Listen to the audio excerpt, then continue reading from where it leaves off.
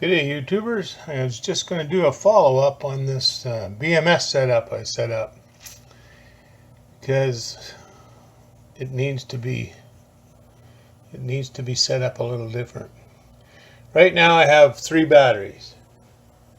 All 3 batteries are linked together on every cell, and then they're linked together on the bus bars up here on the main bus bar, or the main feed from the battery. Okay, so the first BMS is all hooked into battery 1 here, and the second BMS, along with my balancer, is all hooked into battery 2. Now right now they're all come together through these 3 breakers here and into that one connection. Now the problem with this is that say this BMS up here reaches its 355 and shuts one cell off, so it shuts off, it stops current from coming in. The current comes in, of course, from the bus bar, right?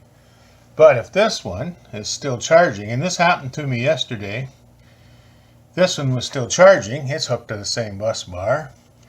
It didn't shut off, so it fed current back through here, which then went backwards through the BMS and overcharged one cell up to 3.6 before I could catch it. The reason that was I had the time, the absorbed time on this midnight was set at 2 hours. Well, this one was set at 7 minutes, so I had changed back to 7 minutes. But I just don't feel comfortable with that, so I'm going to separate these batteries on the back end, and I'm going to have this one feed the bottom battery down here, and the other one feed the other 2. Now they'll still be both coupled at the main bus bar, but and I'll have to disconnect the parallel ones that parallel all 3 batteries. I'll just parallel 2, those 2 you see there, and then this one here will be separate, and I'll disconnect the parallel fittings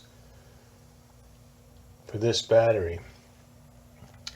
So that would mean that these 2 breakers would break the 2 upper batteries, and this breaker would break the bottom battery, and they would be separate once they left the main bus bar, so that way it cannot feed backwards into the other battery or the other.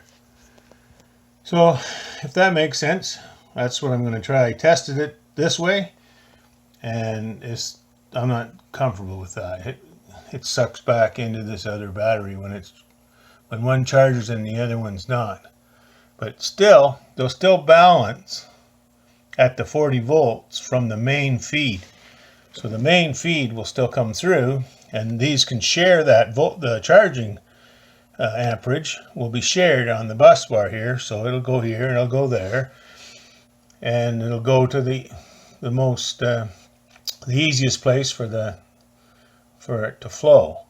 But it can't flow back this way and into this battery here. Anyway, that's my thought. I'm going to try it and see how it works today. Thanks for watching. Well, folks, it gets more interesting all the time.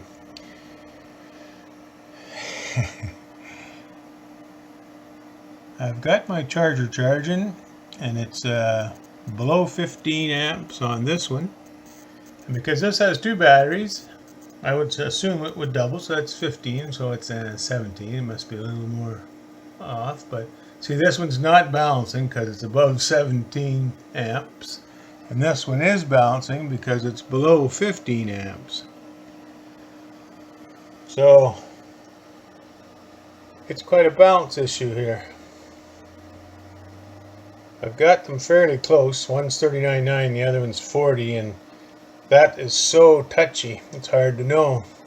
But my average is 332 on both, I believe. What's this one say? Yeah, 330. No, that's a 335 now. And the average here is 333. So the quest continues. I'm not unhappy with this because each one controls the battery independently. But I haven't disconnected my tie overs there. So once I disconnect them, things may change. I'll keep you updated. Thanks for watching. Okay, I finally disconnected the bottom battery from the top battery on both the mains and the parallel wires, and I've reset the values as close as one can get, and I reset the battery size to 270 on the one single one and 540. That's 90%, right? So I'm using 300 just because it was easier math. And now I got them both pretty well balanced. 51 or 50 and 52, and this one was 50 and 52, so they're bang on right now. 42.2. Everything is going like it should right now. This one's charging harder than this one because it's twice as big. So it's a work in progress, but yeah, we'll see how we do. Thanks for watching. Bye.